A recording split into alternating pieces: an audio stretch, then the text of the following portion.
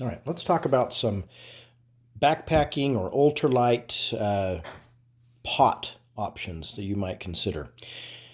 I'm just going to be talking here as I put a few of these on the scale. You can see while we're having this little discussion what a few of your options are.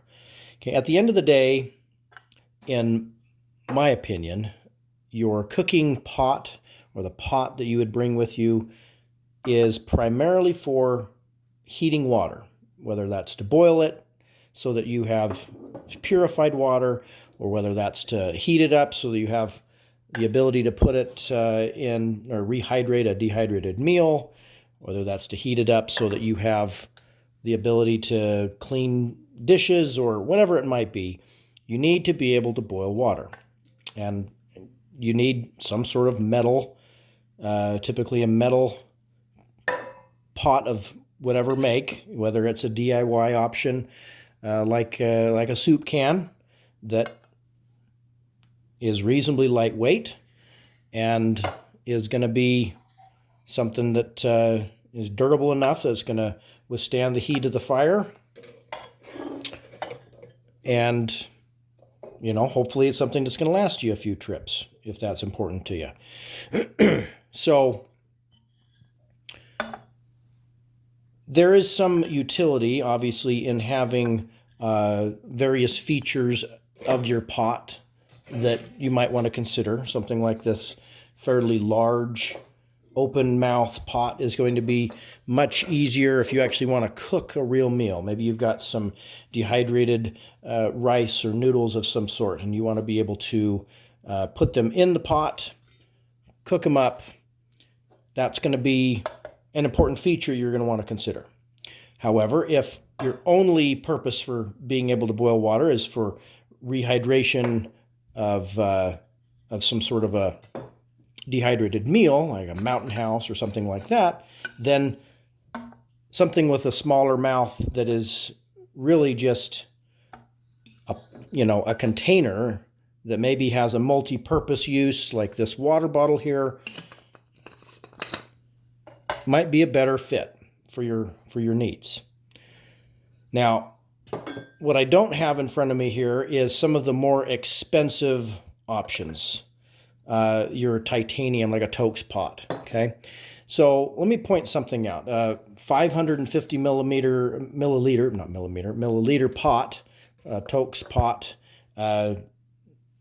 It's going to cost you a few bucks, and it's going to weigh about 2.6 ounces. Now, let me put a few of these back on the scale for comparison.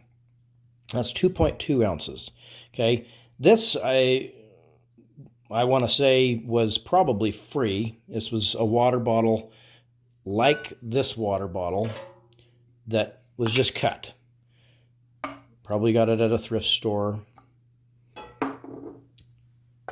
And this is 600 milliliters. So by comparison, this is lighter in weight at 2.2 ounces than the titanium Toke's pot. Now, is this going to be as robust? I mean, that's got a little squish to it. Is that going to hold up day in and day out? If you're careful with it, I think you're going to get plenty of use out of it. Is it going to be as convenient? Does it have the built-in handles and different options that Toke's pot's going to have? Certainly not. But if you're creative, you can poke some holes, create a little wire piece that you could use to get the pot in and out of the fire.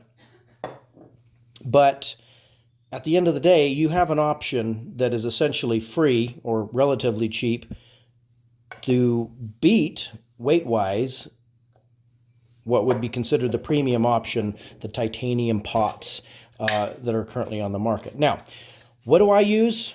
This is an old Foster can. I don't drink alcohol myself, but this as a used beer can as an option. As you can see, it has been well used. It's been in the fire a number of times. At 0.7 ounces is probably one of your lightest options you could ever really consider. This is about 1,000 milliliters. a liter, I should say, of worth of capacity that you could boil. You know, you could heat your water up, put it right in the fire. You could put it over an existing stove. I personally like to have a little bit of multi-purpose utility, and I found that this little sprayer bottle, it was new, and was able to just cut it off so it hadn't had any sort of chemicals in it to begin with. That little sprayer bottle fits right over that, nests very nicely. It protects it quite well. I can take and, again, make it a little bit more multi-purpose and put something like a first aid kit inside and have, you know, if I had some paper towels in there or something else that was already going to get packed in the pack, and you can kind of contain it like that, you've got a nice compact little package. Now, I'll be honest, I don't personally use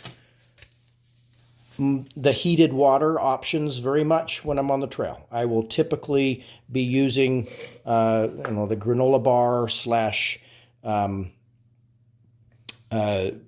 know, non-cooking needed options. But if I'm honest, I do enjoy sometimes the opportunity to take something like this that I can add a lid to, or the Swiss canteen here, that is a really good option that offers some additional utility. I can take out the weight penalty of other water bottle options.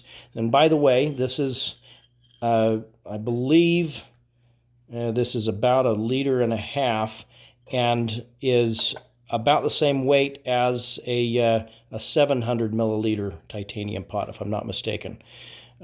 Maybe 1,000. So it's going to have more capacity, more features. This is something you could take and put hot water in and make sure the lid's on tight. You know, make sure that cork's in there good, and then throw that in the bottom of your sleeping bag, and, you know, keep your feet warm on a cold night.